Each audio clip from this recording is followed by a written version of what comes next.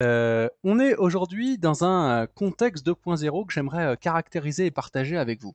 Premier élément de ce contexte 2.0, vous avez des utilisateurs qui sont aujourd'hui des utilisateurs 2.0. Je voulais partager avec vous une étude du cabinet Deloitte que vous connaissez certainement, sortie en 2012, qui cherche à mesurer au final le mix d'équipements informatiques des gens aujourd'hui. Il faut savoir que vous avez 20% de vos collaborateurs qui disposent à la fois d'un PC portable, d'une tablette, d'un smartphone.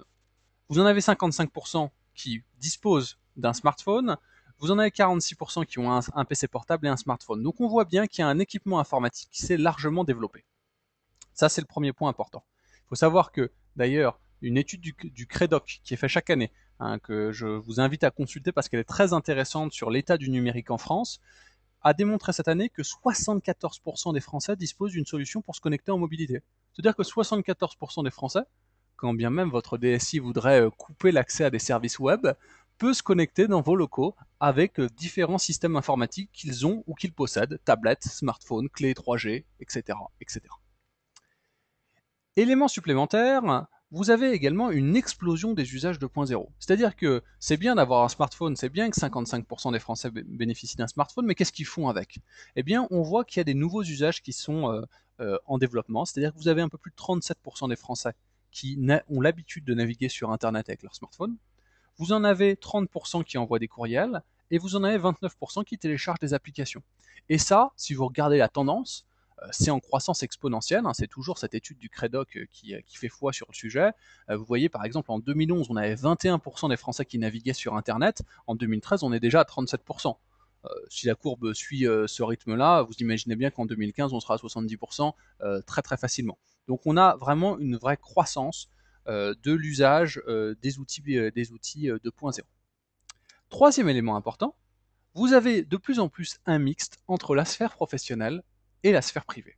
C'est ce qu'on appelle le bring your own device en anglais, c'est-à-dire le fait que vos collaborateurs vont prendre vos appareils professionnels pour avoir des usages personnels, ou que inversement, dans leur sphère privée, ils vont consulter des usages professionnels avec des devices perso ou pro. La conséquence de ça, c'est quoi? C'est que 50% des Français déclarent aujourd'hui utiliser leur poste de travail professionnel pour des usages personnels. 50%, 1 sur 2. Et puis si vous inversez la question et que vous leur dites, oui mais à la maison, est-ce qu'il vous arrive de consulter des outils professionnels à la maison? Vous en avez 39% qui répondent oui, dont 22% régulièrement. On voit bien qu'il y a donc un mixte entre les usages privés et professionnels, que cette frontière est en train de disparaître progressivement et que ça va avoir de fortes conséquences sur la manière dont vos collaborateurs vivent l'utilisation de l'ordinateur. D'ailleurs, petite information, une autre source d'information intéressante, il y a 30% des collaborateurs qui déclarent regarder tous les soirs leurs emails avant de se coucher. C'est un sondage du Parisien, ça. Alors je pense que c'est une très mauvaise méthode en termes de gestion du stress, je la déconseille fortement, mais il n'empêche qu'il y a des gens qui le font, et donc ça montre bien que les usages pro et les usages privés se mélangent de plus en plus. Alors, est-ce qu'il y a au final des entreprises 2.0? C'est-à-dire que c'est bien cette organisation 2.0, mais à quel point elle touche les entreprises? Eh bien, elle touche les entreprises sur plusieurs aspects.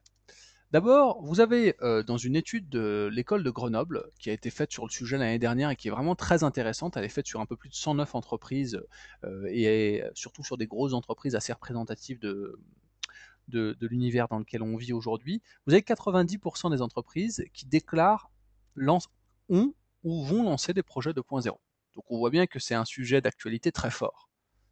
Il n'y a pas de retard spécifiquement français sur le sujet d'ailleurs. C'est-à-dire que on dit souvent oui mais la France là-dessus, etc. Mais c'est pas vrai. Il faut savoir que par exemple Facebook, Viadeo et LinkedIn sont accessibles dans plus de 70% des entreprises du SBF 120. Deuxième exemple, vous avez le ministère des Affaires étrangères qui a annoncé il y a 2 semaines vouloir complètement supprimer les boîtes email d'ici un an en passant sur un réseau social d'entreprise. Donc on voit bien qu'il y a des mouvements stratégiques en France forts sur le 2.0. Comme je vous le disais, les accès aux outils 2.0 sont moins bloqués qu'on ne le pense. On parle souvent d'accès bloqué, mais dans 70% des cas, ce n'est pas réellement vrai. Quatrième point essentiel, le concept de 2.0 est mal connu. Parce que là, vous pourriez vous dire, Monsieur Morisson, il est sympa, il me parle du 2.0, du 2.0, du 2.0, mais qu'est-ce qu'il y a derrière? On va y revenir derrière parce que c'est un concept qui est en général mal connu des dirigeants et donc qu'on ne sait pas tellement comment exploiter dans les structures. Troisième point, la place du e-learning est affirmée, mais pas dans le cadre du 2.0. C'est-à-dire qu'il y a rarement un lien qui est fait entre je mets en place de la formation à distance et le 2.0, alors que pourtant vous avez là, selon nous, un outil formidable de promotion à la fois du e-learning et à la fois du 2.0. Alors je vois pas de questions pour l'instant, hein, mais s'il y en a, vous n'hésitez pas, hein, comme je vous le disais tout à l'heure en cours de route, je suis là pour y répondre, donc vous n'hésitez pas. On va passer maintenant à la deuxième partie de ce webinaire. Entreprise 2.0, définition et perspective. Concernant les définitions de l'entreprise 2.0, pour le définir, il faut d'abord définir qu'est-ce que c'est que le web 2.0. Le web 2.0, c'est différentes choses. D'abord, c'est un individu au centre d'un dispositif. D'accord ? Il faut bien voir que vous avez un essor des technologies collaboratives. Technologies collaboratives, ça peut être Facebook, Skype, MSN ou tout ce qu'on veut, d'accord ? Dans lequel l'utilisateur est à la fois consommateur et concepteur des contenus. Et ça, c'est la grande révolution du 2.0, c'est-à-dire que je ne suis plus simplement un récepteur de médias, je suis un émetteur de médias. Et ça a évidemment révolutionné beaucoup de pratiques via le web. Deuxième élément, vous avez des points d'accès multiples. Facebook, je peux y accéder depuis mon smartphone, depuis un ordinateur, mais je peux même y accéder depuis d'autres applications qui sont là, comme Twitter, pour me permettre de publier si je le souhaite dans Facebook. Donc j'ai un nombre de points d'accès qui va se démultiplier d'un point de vue technologique. Troisièmement, le 2.0, c'est de l'intégration simple et peu coûteuse. C'est-à-dire que le web 2.0, l'interconnexion, le fait que des services communiquent ensemble, c'est la base même du web 2.0. Je vous donne un exemple tout simple, mais vous en connaissez plein d'autres. Facebook a développé un système qui s'appelle Facebook Connect. Avec Facebook Connect, je peux me créer un compte sur Allociné avec mon compte Facebook. Donc on voit bien que les interconnexions sont partout dans le système. Quatrième élément clé, vous avez un mix d'usages privés et professionnels. Un compte LinkedIn, c'est privé ou c'est pro ? Un compte Twitter, encore pire, est-ce que c'est privé ou c'est professionnel?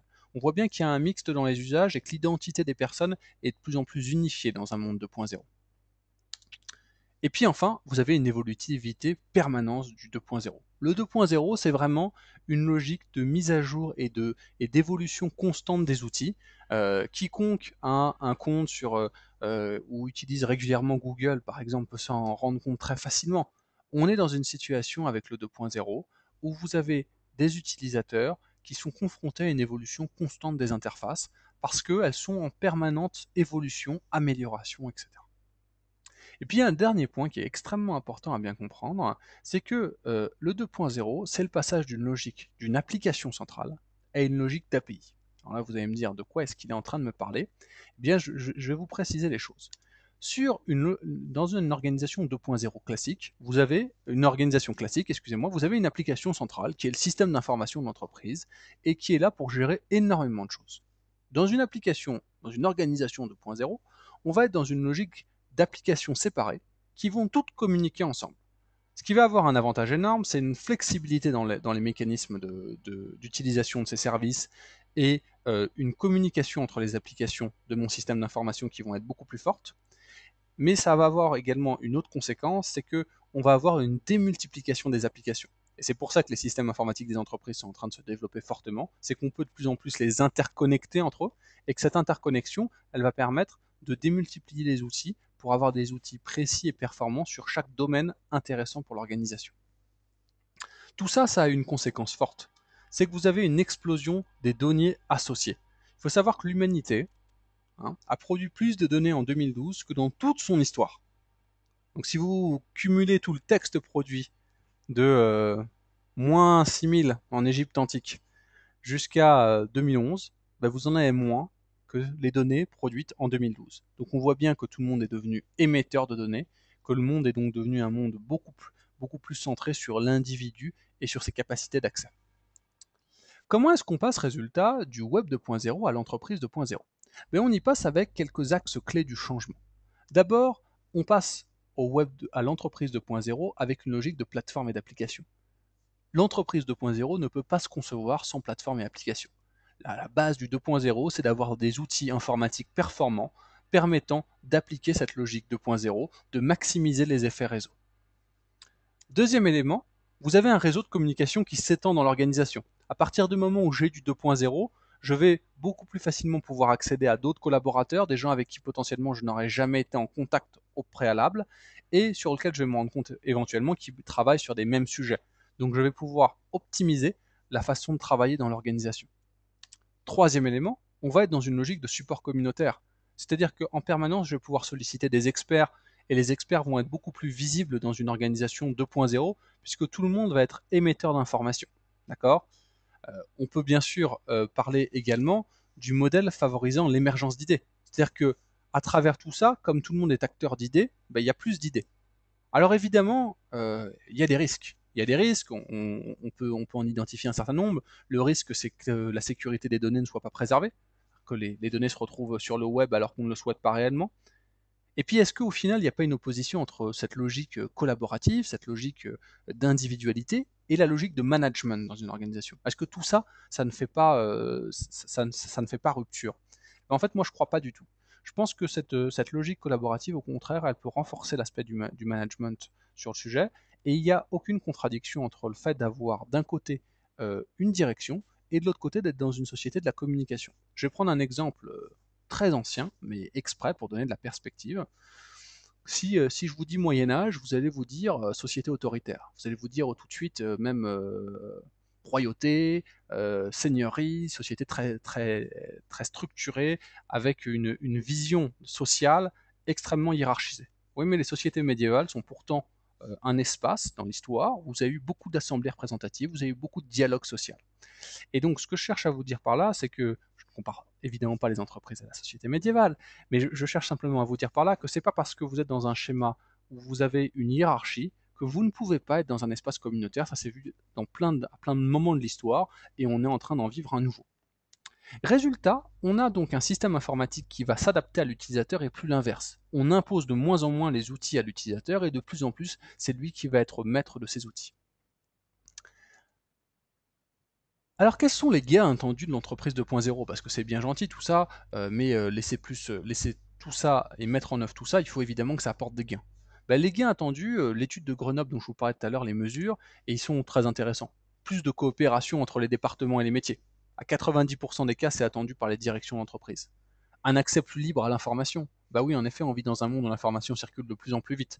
Si j'ai pas accès à l'information, je peux pas prendre les bonnes décisions. Et c'est vrai aussi à l'intérieur de mon organisation. Troisième élément, plus de flexibilité et de réactivité dans l'entreprise. Comment je réagis, comment je suis plus rapide sur des projets.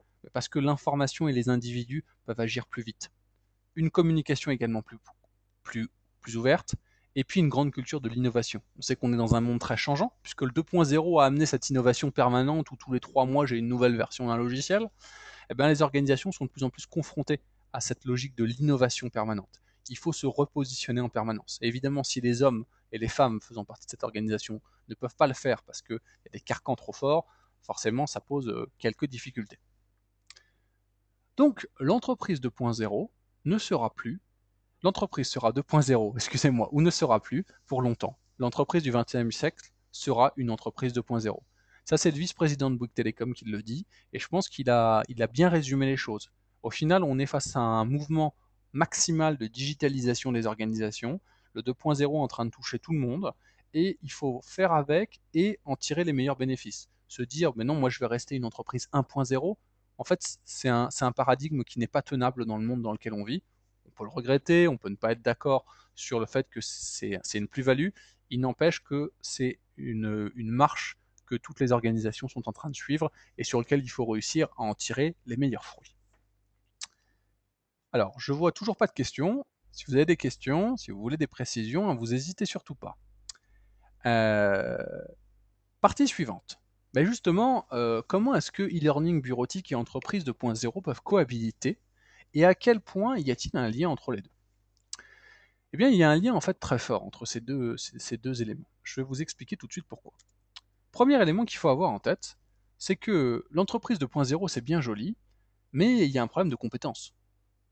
Il y a des compétences à développer pour que le 2.0 se développe dans mon organisation. Et qu'est-ce que je fais pour qu'elle se développe? Eh bien, vous avez constaté, et c'est toujours l'étude de Grenoble qui le démontre, que je fais, mais je fais pas grand-chose. C'est-à-dire que vous avez plus de 50% des entreprises qui déclarent ne pas faire grand-chose, ne rien faire ou faire quelque chose de manière marginale. Vous en avez encore un quart qui déclare le faire, mais qui ne le prend pas en compte dans l'évaluation des employés. Et vous en avez uniquement 20% qui le prend en compte et le prend en compte dans l'évaluation des employés. Donc on voit bien qu'en fait la gestion des compétences dans un monde 2.0, a été mise de côté. Et elle a été mise de côté pourquoi? Elle a été mise de côté parce que la question de quel modèle je peux proposer pour former mes collaborateurs aux compétences 2.0 est une grosse problématique qu'il n'est pas facile du tout de traiter avec des modèles traditionnels. Pourquoi c'est pas facile de traiter ça avec des modèles traditionnels? Parce que vous avez un choc frontal entre l'organisation traditionnelle de la formation et une organisation 2.0. On l'a vu ensemble, une organisation 2.0, c'est des individus qui émettent de plus en plus, qui sont de plus en plus responsables et qui font donc de plus en plus de choix.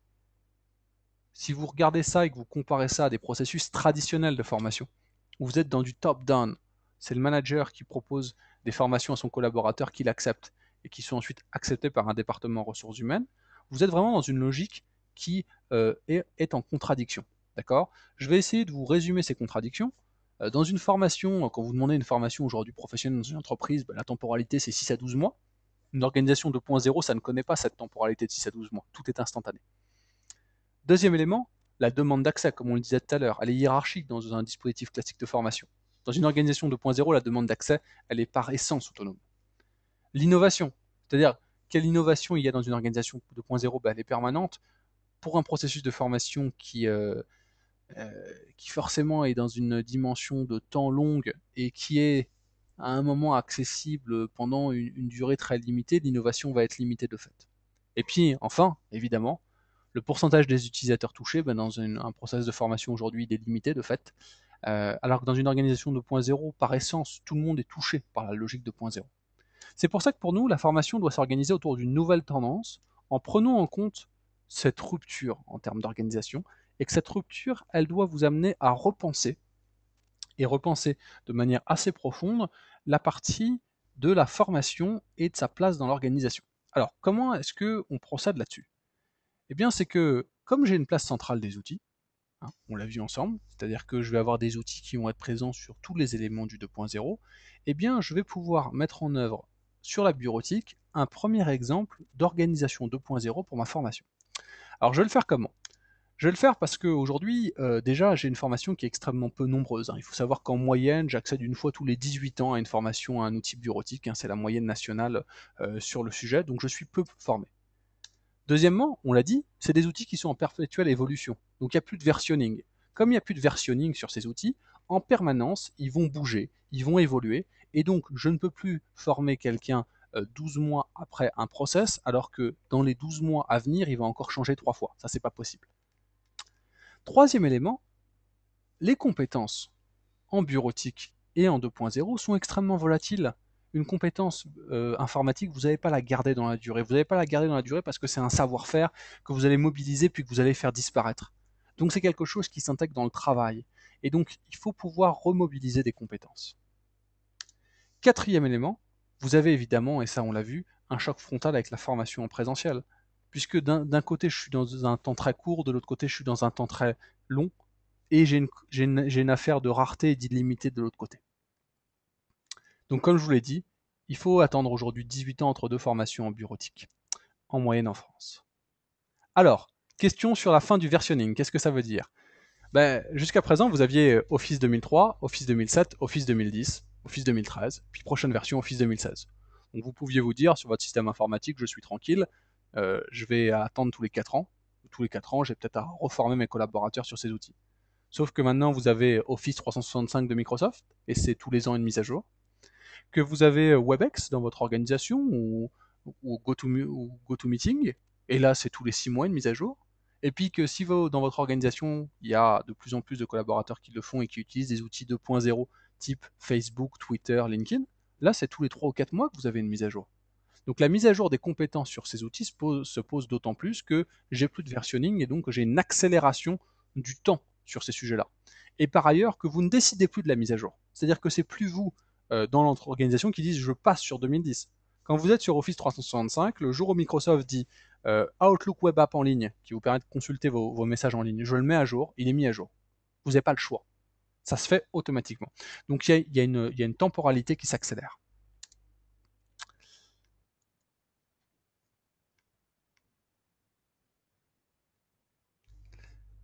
Alors, j'ai une autre question sur la stratégie sur l'entreprise 2.0, mais je vais y répondre un petit peu plus tard, une fois à la fin du webinaire, parce que sinon ça va être un petit peu long. Alors, résultat, les exigences à avoir pour disposer d'un e-learning bureautique 2.0. Et donc, pour faire cohabiter d'un côté une organisation 2.0 et de l'autre côté un processus de formation 2.0, et pour en tirer le meilleur parti. Ben, forcément, un e-learning bureautique 2.0, l'individu doit être au centre du dispositif, puisqu'il est au centre de l'organisation 2.0 en elle-même. Deuxièmement, l'usage de la formation doit se faire comme un outil quotidien. À un moment ou à un autre, si on est sur des compétences, et que c'est des compétences qu'il faut pouvoir réactiver très rapidement, il faut qu'elles s'intègrent dans votre quotidien, cet usage de la formation. Vous ne devez plus être dans une logique de je me forme tous les 18 ans ou je me forme tous les 6 ans, à la limite, peu importe. Il faut que je puisse me former quand j'en ai besoin. Il faut que je puisse mobiliser des savoirs au moment où j'en ai besoin. Et ces savoirs, ils sont stockés quelque part et puis je vais aller les chercher. Ça sert à rien de garder en mémoire des quantités de savoirs astronomiques. Se former complètement aujourd'hui sur Excel 2013 ou sur Yammer, ça n'a pas d'intérêt. Ce qui compte, c'est de connaître ce qu'on utilise tout le temps. Et puis quand il y a un truc qu'on ne connaît pas, qu'on puisse avoir une réponse très rapidement. Troisièmement, un e-learning bureautique 2.0, ça doit vous proposer un catalogue qui est exhaustif. C'est-à-dire que ça doit permettre de former tous les collaborateurs à tous les sujets qui les intéressent. Parce que comme l'organisation, l'informatique, je vous l'ai expliqué tout à l'heure, est de plus en plus décentralisée, vous avez de plus en plus d'applications. Si votre collaborateur il utilise Dropbox ou Evernote et que la DSI l'a autorisé, ou que vous jugez que c'est une bonne pratique en interne, ou qu'on veut favoriser l'usage de Twitter, il faut que les gens puissent se former à ces sujets-là. Sinon, ça va pas être magique, ils vont pas s'y mettre tout seuls. Élément supplémentaire, il faut une accessibilité multi-device. Puisque une organisation 2.0, et ça vous le vivez tous, c'est une organisation où vous avez des smartphones, des tablettes, des ordinateurs, il faut pouvoir accéder à tous ces devices sur ce sujet-là. Enfin, il faut deux choses, il faut un licensing avec une utilisation illimitée de la solution, d'accord? C'est-à-dire qu'il va falloir que la solution soit accessible à tous, puisque tout le monde a accès à ces outils 2.0. Et il faut également une évolutivité de la solution. C'est-à-dire que un e-learning aujourd'hui qui se veut 2.0 ne peut pas se positionner dans un monde où ça bouge pas. Comme tout autour bouge très vite, il faut que la solution évolue et s'adapte. Alors il y a une question complémentaire. Est-ce que l'on propose des formations micro-learning de 5 à 10 minutes sur une compétence bureautique spécifique? C'est exactement ce qu'on fait, madame. C'est-à-dire que chez Vodéclic, on a 15 000 modules qui durent en moyenne 5 minutes et qui s'intègrent dans le travail du collaborateur, mais qui, contrairement à beaucoup de catalogues, ne vont pas s'arrêter simplement à la compétence bureautique traditionnelle, Word, Excel, PowerPoint, mais vont s'intéresser à tout ce monde du 2.0 qui est beaucoup plus large et qui pose d'autant plus de problèmes à vos collaborateurs qu'il est large. C'est-à-dire que quand vous deviez maîtriser Word, Excel et PowerPoint, encore, ça allait. Et maintenant qu'il faut maîtriser Word, Excel, PowerPoint, Outlook, Internet Explorer, WebEx, Yammer, un réseau social d'entreprise, Twitter, LinkedIn, un logiciel de retouche d'image, un logiciel pour créer des PDF, éventuellement un logiciel de mind mapping comme Mindjet ou, euh, ou, euh, ou Project. Comment je fais? Je ne peux plus faire d'un coup dans une globalité. Il faut que je découpe en fonction de mes besoins et au moment des moments de ma carrière. Point supplémentaire, il faut proposer un dispositif de consumérisation, je vais y revenir derrière, mais comment est-ce que je me place à l'endroit qu'on a vu tout à l'heure, c'est-à-dire à l'endroit où il y a un mixte entre vie privée et vie professionnelle. Il faut que je me place à cet endroit-là puisque tous les collaborateurs sont dans cette logique de mix d'usage privé et professionnel, donc j'ai une carte à jouer de ce côté-là, je vais vous expliquer tout à l'heure comment on va jouer cette carte. Et enfin, il faut une vision sur le co-apprentissage. Puisque le 2.0, c'est le partage, l'initiative, il faut viser ce co-apprentissage. Alors, je reprends ce cas du dispositif de consumérisation et je vais vous présenter un cas d'école là-dessus qui est l'une des gros cartons de la solution Vodéclic sur l'année précédente, et qui le sera cette année, je l'espère bien. C'est ce qu'on appelle le switch horaire chez Vodéclic. Le switch horaire, qu'est-ce que c'est? C'est le fait de proposer des formations différentes à vos collaborateurs en fonction des horaires. Pendant le temps professionnel, du lundi au vendredi de 8h à 18h par exemple, on leur donne accès à Office Pro, Windows, WebEx, Lotus et tout autre logiciel professionnel qu'ils ont. Le soir et le week-end, ils n'ont plus accès à ces logiciels professionnels, puisque c'est plus ce temps-là, c'est plus dans ce temps-là que je vais me former à ces sujets-là, mais ils vont avoir accès à des sujets personnels, Skype, Facebook, l'utilisation de Dropbox ou d'autres sujets. L'objectif de ce dispositif, il est triple. Vous assurez le succès auprès des collaborateurs en les séduisant sur leurs problématiques personnelles. Donc vous allez les chercher là où ils ont des problèmes également, c'est-à-dire à la maison, puisque tout le monde a des problèmes aujourd'hui pour contrôler le compte Facebook de son enfant et éviter qu'il fasse n'importe quoi avec, ou pour gérer ses photos numériques de vacances. Deuxièmement, vous allez rassurer votre management, parce que, ok, c'est bien logique, c'est bien gentil le 2.0, mais à un moment ou à un autre, le management a besoin d'être rassuré sur le fait que les gens ne sont pas en train de faire du loisir en formation. Moi, j'aime pas du tout cette expression parce que je la juge fausse. Il n'empêche qu'il y a beaucoup de gens qui se placent encore dans cette vision-là de la formation. Et je pense que cette scission, c'est-à-dire que sur le temps privé, professionnel, je n'ai accès qu'à des logiciels professionnels, c'est rassurant pour le management. Et enfin, bah évidemment, parce que dans une logique 2.0, je suis dans une logique d'organisation plus vaste également, j'obtiens le support de mes syndicats de manière beaucoup plus facile, puisque je propose une formation qui s'adresse à tout le monde, et en plus qui va permettre de faire du loisir numérique. Mais le e-learning 2.0 dans une entreprise 2.0, c'est forcément une affaire d'organisation et d'interaction. Alors comment est-ce que Vodéclic va interagir dans votre organisation? Eh bien nous, on vous propose d'interagir à plein d'endroits. On vous propose d'interagir dans le LMS, vous savez, le Learning Management System, qui permet de gérer toutes les formations de votre organisation. Donc dans le LMS, on va être à l'intérieur, et en un clic, je vais pouvoir accéder à la solution Vodéclic, via des modules SCORM. Très bien. Et vous allez me dire très bien, mais il faut surtout pas s'arrêter là. Parce que si on s'arrête là, en fait, on n'a pas un e-learning 2.0. Pour avoir un e-learning 2.0, il faut également se demander, mais sur les outils web 2.0 de mon organisation, comment est-ce que je parle de vos déclics? Comment est-ce que je fais de l'interaction là-dessus? Troisième élément, j'ai un réseau social d'entreprise. Ah ben si j'ai un réseau social d'entreprise, un, je peux former à ce réseau social d'entreprise, et deux, je peux me dire, ah, potentiellement, il faut que je permette aux gens sur ce réseau social d'entreprise de s'exprimer sur les solutions de formation dont vos déclics. Quatrième brique, je vais avoir des experts. Et des experts qui peuvent être des experts qui sont formalisés, c'est-à-dire des gens qui ont pour métier de gérer les compétences bureautiques de vos collaborateurs, c'est-à-dire le helpdesk au final, ou des experts que j'ai pas réellement identifiés aujourd'hui, je ne sais pas très bien qui est des experts. Comment une plateforme comme la nôtre peut vous aider à mieux identifier sur le long terme les experts et donc permettre à chacun de recourir à ces experts quand il y a des questions en bureautique. Quatrième élément, le helpdesk. Le helpdesk, c'est un point clé chez Vodéclic, puisque nous, on vous propose que votre helpdesk puisse envoyer des modules Vodéclic répondant aux questions des personnes dans l'organisation. Et là, on rentre dans un rapport où on apporte aussi des solutions au métier, c'est-à-dire là où la valeur bureautique est un enjeu dans votre organisation. Pour le helpdesk, c'est entre 20 et 25% des appels qui concernent de la bureautique. Ce helpdesk-là, il va pouvoir se décharger grâce à l'outil Vodéclic en pouvant envoyer des modules Vodéclic de réponse aux collaborateurs. Et puis enfin, évidemment l'informel. Comme tout ça est en libre accès, comme je peux partager avec mes collaborateurs les formations que j'ai trouvées, eh bien je vais pouvoir être dans une logique informelle de formation quand j'en ai besoin, dans mon travail, et donc de manière complètement décentralisée. Alors, j'ai fait le tour de la présentation, je vous propose maintenant qu'on passe aux questions-réponses. Alors, je vous laisse un petit peu de temps pour poser toutes vos questions. Je vais prendre les quelques questions auxquelles je n'ai pas eu le temps de répondre lors de la présentation. Alors, j'ai une question sur quels outils 2.0 nous proposons aujourd'hui chez Vodéclic. Alors, en fait, on propose beaucoup de formations aux outils 2.0. Hein. Je vais vous faire une petite liste rapide, hein, sans faire une liste à l'après-vert. On a des formations sur Facebook, sur Twitter, sur LinkedIn, sur Viadeo, sur Yammer, qui est également un réseau social. On va avoir des formations sur des outils 2.0 comme YouTube, Dailymotion également, mais vous allez également pouvoir vous former à plein d'autres sujets que vous qualifieriez peut-être ou pas de 2.0, comme WebEx ou GoToMeeting pour faire de la visioconférence, comme on est en train de développer la nouvelle formation sur Salesforce et CRM Dynamics qui sont des outils commerciaux. Voilà, donc on a de plus en plus d'outils web en plus de tout notre catalogue traditionnel. On me demande si on propose des contenus sur Google+.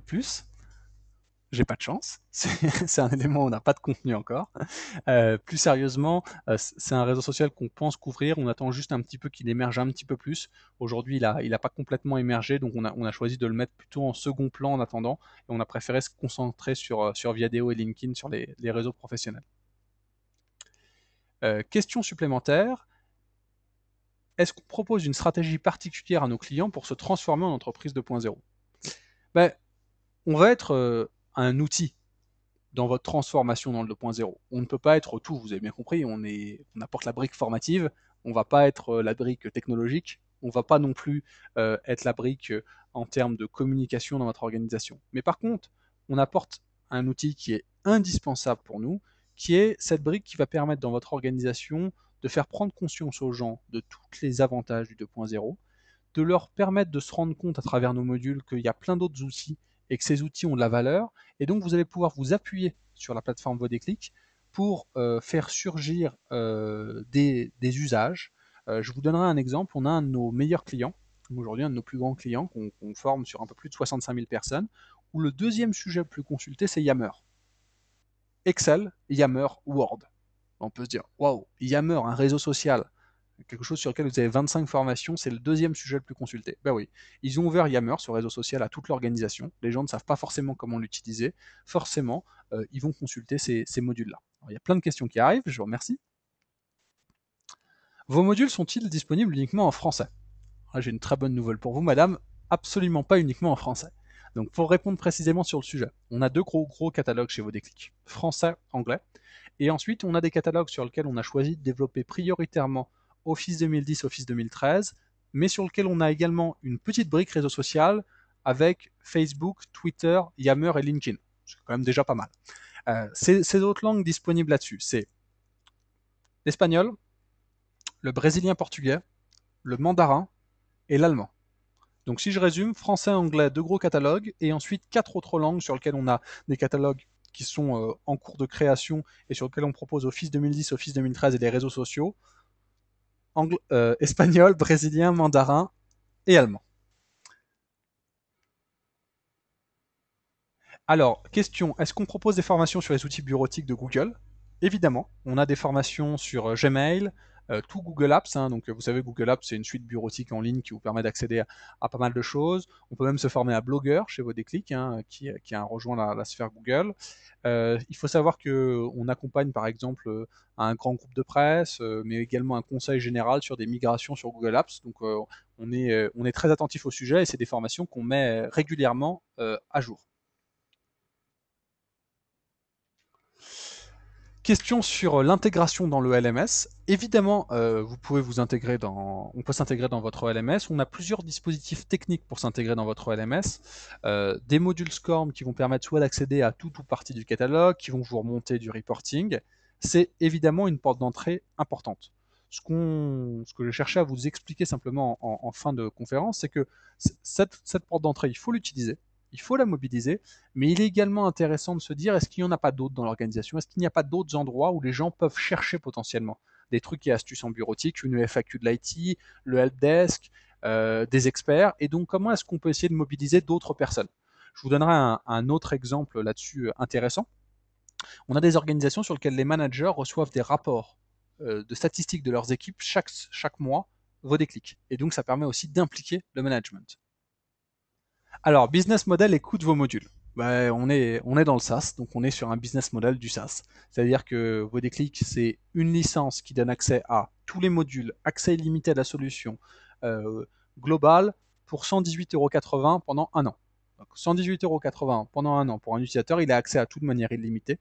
Et évidemment, vous avez une forte dégressivité de ce modèle en fonction du nombre de collaborateurs dans votre organisation. Donc, je vais vous donner un exemple au hasard. Si vous êtes une organisation où il y a 500 personnes, 500 personnes, ça coûte 30 € par personne. Vous êtes donc sur un budget de 15 000 € et tous les collaborateurs ont accès à la solution de manière illimitée avec toutes les options que je vous ai présentées rapidement aujourd'hui. Est-ce qu'il y a d'autres questions? Alors, il y a une question sur le helpdesk. On me dit, vous avez parlé du helpdesk, que j'ai pas très bien compris comment ça marchait. Alors, pour être plus clair sur le sujet, en fait, sur le helpdesk, ce qu'on propose, c'est que votre helpdesk ait accès à une plateforme sur laquelle ils vont pouvoir sélectionner des modules Vodéclic et envoyer par email un lien qui donne accès immédiatement au module Vodéclic. Donc là, vous allez être dans une logique, si vous voulez, où le helpdesk, au lieu de répondre à la question, d'expliquer le tableau croisé dynamique, comment il marche, etc., il va chercher un module Vodéclic, plug and play, il y répond, et immédiatement après, ben, il a une réponse sur le sujet. Est-ce que vous avez d'autres questions? Je vous laisse une minute pour rédiger vos questions. Hop. Avez-vous des exemples de prise en charge pour les OPCA? On en a évidemment de nombreux. Sur la prise en charge OPCA, je vais pas détailler aujourd'hui, mais on pourra évidemment en discuter en dehors de cette conférence. Mais on a tous les systèmes qui font que vous pouvez prendre en charge cette formation par votre OPCA. Alors quelqu'un me dit que je parle un petit peu trop vite. Je retiens ça pour le prochain webinar. C'est vrai que j'ai un débit de parole en général assez rapide. Je reconnais bien volontiers ce défaut chez moi. Est-ce qu'il y a d'autres questions? Alors, une question sur le tutorat. Est-ce que Vodéclic propose du tutorat? Alors, en fait, Vodéclic, ce que l'on propose là-dessus, c'est deux choses. Nous, on n'agit jamais en tant que tuteur, c'est pas notre métier. Hein. On est éditeur d'une solution e-learning, on fait la plateforme, on fait des contenus, ça fait déjà beaucoup pour notre bonheur. Par contre, on vous propose via Vodéclic d'accéder à un module qui va permettre soit des centres de formation partenaires qu'on peut vous proposer, soit vos centres de formation de faire de l'accompagnement autour de collaborateurs, et éventuellement de donner ça également à un helpdesk. Pour vous donner un exemple, on accompagne des grosses entreprises sur lesquelles vous avez 35 000 collaborateurs qui ont accès à Vodéclic, et puis il y en a 300 ou 400 qui sont identifiés au titre du plan sur lequel on met en place ce qu'on appelle un blended learning avec un tuteur téléphonique. Et donc là, on mixte des dispositifs, d'un côté un libre accès pour tout le monde, et de l'autre côté sur quelques collaborateurs sensibles identifiés au titre du plan de formation sur lequel je dois atteindre des objectifs, on met en place du tutorat. Question supplémentaire, est-ce que vous aurez accès à l'enregistrement de ce webinaire? Évidemment, c'est un webinaire enregistré, donc je vous donnerai accès au webinaire sans faute. Est-ce qu'il y a une dernière question? Dernière question qui arrive. Est-ce que les modules de formation est-ce que nos modules de formation sont communs pour tout le monde, ou est-ce qu'on peut définir en tant qu'entreprise cliente les modules que l'on souhaite? Évidemment, vous pouvez personnaliser vos contenus. On peut choisir les modules qu'on met à l'intérieur du module de formation de la plateforme Vodéclic. Pareil, ce que je vous ai présenté sur le switch horaire, ce changement du catalogue, on l'active ou on ne l'active pas. Enfin, on peut faire plein de choses en termes de personnalisation. Et vous imaginez bien, au vu des noms que je vous ai cités au démarrage, que ce soit L'Oréal ou Thales, les configurations ne sont pas identiques, les besoins ne sont pas identiques, c'est ce qui est bien naturel. Alors, deux autres questions qui viennent d'arriver. Comment peut-on vous joindre? J'ai le plaisir de vous dire qu'au vu de votre question, on va vous joindre, vous inquiétez pas. On reprendra contact de toute façon avec vous via email, et puis vous aurez un contact commercial si vous souhaitez en savoir un peu plus sur la solution. Le PowerPoint, vous allez le récupérer parce qu'on va vous l'envoyer également par email. J'apprécie que vous appréciez notre support. Il y a des questions ensuite qui touchent à des questions personnelles. Donc là, ce que je vous propose, c'est qu'on traite ça en dehors du webinaire parce que là, ça ne va pas intéresser le plus grand nombre. Donc je prends bien en compte tout ce que vous nous avez dit aujourd'hui. Vous n'hésitez pas à poser des questions s'il y a des éléments personnels que vous voulez mettre sur votre dossier. On les prendra en compte pour la suite de nos échanges ensemble. Alors, suite à ce webinaire, qu'est-ce qui va se passer? Bon, vous m'avez déjà posé beaucoup de questions là-dessus, mais bon, on va vous envoyer notre présentation, nos coordonnées, la vidéo. N'hésitez pas à consulter le blog également, hein, qui va vous permettre de consulter les éléments d'information proposés. D'accord? Donc sur le blog, vous avez beaucoup d'articles. Bon, j'ai une dernière question, donc je la prends à la volée. Le nombre de modules proposés ne change rien au tarif chez Vodéclic. Alors, vous avez un tarif unique qui dépend du nombre de collaborateurs et qui ne dépend pas du nombre de modules. Toute l'équipe commerciale est à votre disposition pour répondre à vos questions. Hein, donc s'il y a des questions à la suite du webinaire, on reprendra contact avec vous pour y répondre avec le plus grand plaisir. Vous pouvez avoir un accès de 30 jours à la plateforme sur simple demande qui vous permettra de découvrir complètement le produit et de voir en quoi il peut correspondre à des problématiques de votre organisation. Et puis enfin, dès la semaine prochaine, si vous voulez continuer le débat avec nous en nous rencontrant, c'est avec le plus grand plaisir. On est présent à 2 salons la semaine prochaine. E-Learning Forum, qui se tient à Porte de Champéret, donc au stand 20 le 11 et 12 février. Personnellement, je suis présent le 11 février. Et si vous voulez même réécouter la même conférence, j'aurai le plaisir de la faire à 16h30. Voilà. Et puis deuxième sujet, Microsoft Tech Days, hein, qui est l'événement de Microsoft autour des solutions Office et dans le cloud, sur lequel vous pouvez venir nous voir du 11 au 13 février. On est présent au stand 78. Mais écoutez, je vous remercie beaucoup pour le temps que vous m'avez consacré aujourd'hui. J'espère que ce webinaire vous a plu. Si vous avez des remarques, si vous avez des questions complémentaires, n'hésitez pas à les poser. On y répondra à la suite du webinaire avec le plus grand plaisir. Voilà, je vous remercie. À bientôt pour de prochains échanges. Merci beaucoup.